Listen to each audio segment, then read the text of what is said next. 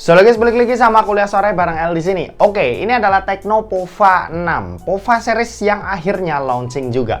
Buat harga sendiri Pova 6 ini itu dibanderol dengan harga 2,8 juta. Harga yang naik 500.000 dari yang sebelumnya si Pova 5 yang ada di 2,3 juta. Oke, naik harga kayaknya kata yang aneh ya yang kita dengar dari brand Tecno. Karena yang kita tahu mereka itu adalah salah satu brand mendang-mending, jadi cukup asing sama kata-kata naik harga ini.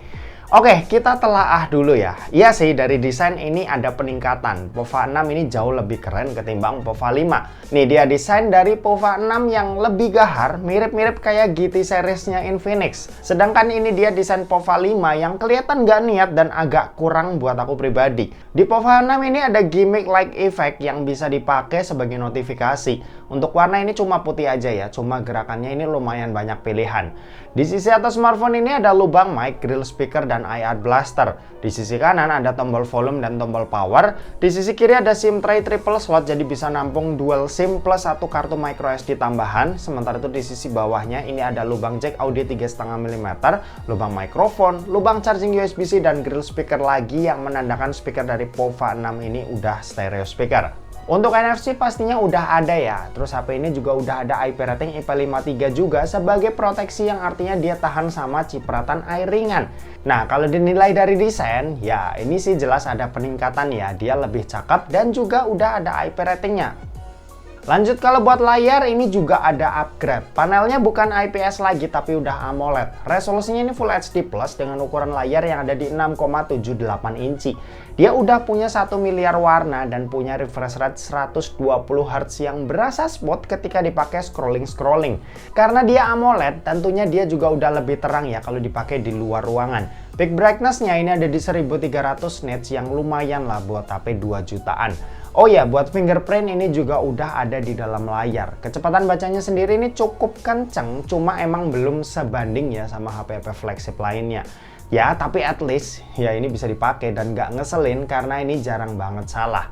Overall sih layarnya ini cakep, desainnya juga udah pakai punch hole, upgrade-nya ya dibanding Pova 5 berasa banget lah ya di sini dengan pakainya panel AMOLED dibanding yang sebelumnya masih pakai IPS LCD. Oke lanjut, kalau buat performa ini nggak ada yang signifikan, masih pakai Helio G99, cuma kali ini dengan embel-embel Ultimate. Fabrikasinya ini 6 nanometer dan pilihan storage-nya juga lega, cuma beda di RAM aja ya, dimana yang ini ada yang 12 GB dengan harga 3,1 juta. Ya menurutku sih yang 8 GB udah cukup ya, nggak perlu sampai yang 12 GB. Buat dipakai harian G99 Ultimate ya udah aman banget lah ya, nggak perlu ada yang dikhawatirin lagi. Nah langsung aja kita tes performanya nih, gimana kalau dipakai main game. Buat main game Mobile Legends, settingan yang didapat grafiknya ini ada di ultra dengan frame rate yang bisa kita set ke super. Pas nyobain di ultra supernya ini jalan di kisaran 70 fps dan pas nyoba di smooth supernya baru deh bisa tembus 80-90 fps. Lanjut, kalau buat PUBG Mobile settingan yang didapat ini ada di smooth ultra sampai HD high aja ya. Dan ya ini settingan standar dari Helio G99 series. Dari dulu aku sering bilang kalau chipset ini sebenarnya mampu buat lebih, tapi emang kerjasamanya aja yang nggak spesial, jadinya yang nggak bisa dapat settingan yang lebih. Nah kalau soal gyro ini aman ya karena ini udah hardware juga. Lanjut kalau buat game Genshin Impact, settingan yang dipakai ini ada di lowest dan hasilnya FPS yang didapat ada di kisaran 45-50 FPS kalau lagi jalan-jalan santai. Dan kalau lagi battle yang efek skillnya lumayan kompleks, ini tuh bisa di kisaran 40 FPS. Ya ini hitungannya masih oke lah, apalagi buat ukuran HP 2 jutaan. Kalau buat baterai sendiri ini super badak, baterainya tuh punya kapasitas 6000 mAh. Buat dipakai nonton YouTube selama sejam, baterainya ini berkurang sebanyak 6%, scrolling reel selama sejam, baterainya ini berkurang sebanyak 6% juga, dan buat main Genshin di settingan lowest selama sejam, baterainya ini berkurang sebanyak 18%. Mantap nih. Terus buat kecepatan ngecas ini ada di 70 watt yang buat isi dayanya dari 0 sampai full makan waktu nggak nyampe sejam alias cuma 50 menit aja. Buat sistem operasi Pova 6 ini tuh pakai iOS 14 dengan basis Android 14. Fiturnya kurang lebih mirip-mirip ya kayak XOS-nya dari Infinix. Nah, kalau buat update ini lumayan, dia tuh dapat 2 kali Android update dan 2 tahun security patch. Mantap. Oke, dan terakhir kita membahas soal kameranya. Jadi buat kamera Tecno Pova 6 ini itu dibekali dengan setup dual kamera, di mana ada kamera utama yang punya resolusi 108 megapiksel dan pemanis lensa depth 2 megapiksel. Sementara itu buat kamera di bagian depan ini resolusinya 32 megapiksel.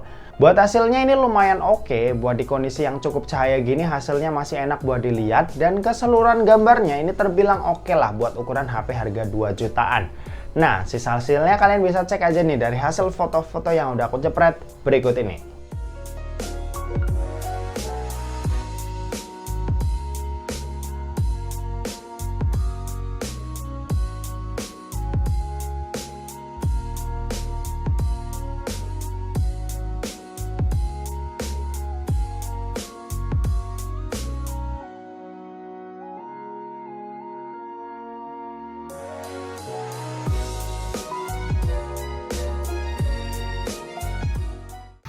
Oke, ini perekaman video dari Tecno Pova 6 resolusi Full HD 30 fps.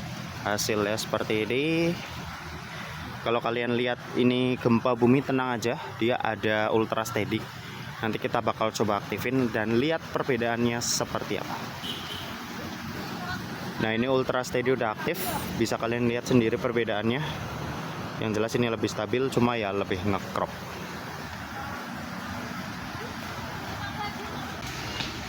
Lanjut, ini Full HD 60 fps, hasilnya kayak gini. Dia nggak bisa ngaktifin ultra steady ya. Jadi ini gambar apa adanya.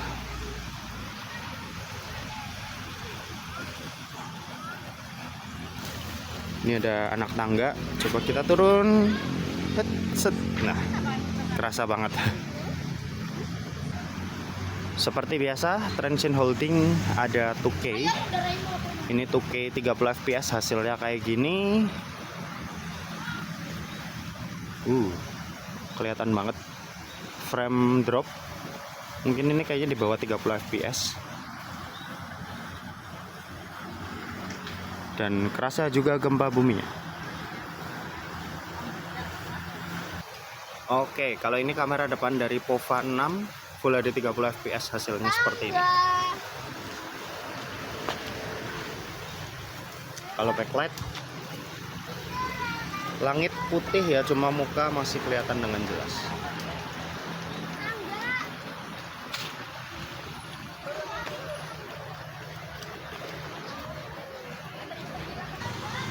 Kamera depan ada ultra steady, cuma hasilnya ya lebih ngezoom karena di crop. Hasilnya kayak gini kalau dipakai jalan.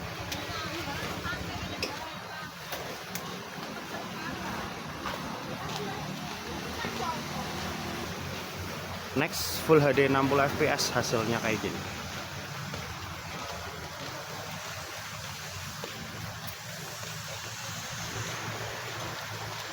Kalau backlight juga sama ya, langit kelihatan putih, cuma muka kelihatan jelas. Kamera depan juga bisa 2K 30 fps, hasilnya kayak gini. Backlightnya ya sama, putih langitnya. Kalau dipakai jalan kayak gini.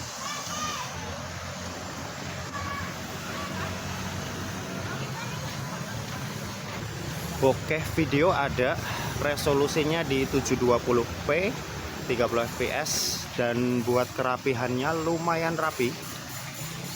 Mungkin karena cahayanya cukup, jadi ya AI-nya gampang juga buat nentuin mana objek yang ada di depan dan mana yang di belakang. Cuma ya overall oke sih, lumayan rapi.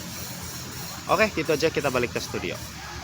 Oke, kesimpulannya Pova 6 ini jelas HP yang bagus ya. Tapi apakah kenaikan harga 500 ribunya itu bisa dibilang layak? Menurutku ya sah-sah aja sih. Mungkin karena upgrade-nya pun cukup berasa, kecuali di bagian performa. Tapi dari desain, terus fitur, layar, dan speed ngecasnya ini tuh kerasa banget kalau Pova 6 ini itu pengen upgrade dari generasi sebelumnya. Ya kalau nggak lihat harga dari Pova 5 sebelumnya, aku rasa Pova 6 ini adalah salah satu HP yang cukup bagus ya buat kalian yang punya duit di bawah 3 juta dan pengen beli HP harga 2 jutaan. Dan oke, mungkin segitu aja buat video kali ini. Terima kasih buat yang udah nonton video ini. Jangan lupa buat like, komen, dan share juga ke teman-teman kalian supaya teman-teman kalian mendapatkan informasi yang bermanfaat dari kuliah sore. Oke, terima kasih buat yang udah nonton video ini sampai habis dan sampai jumpa di kuliah selanjutnya. Bye bye.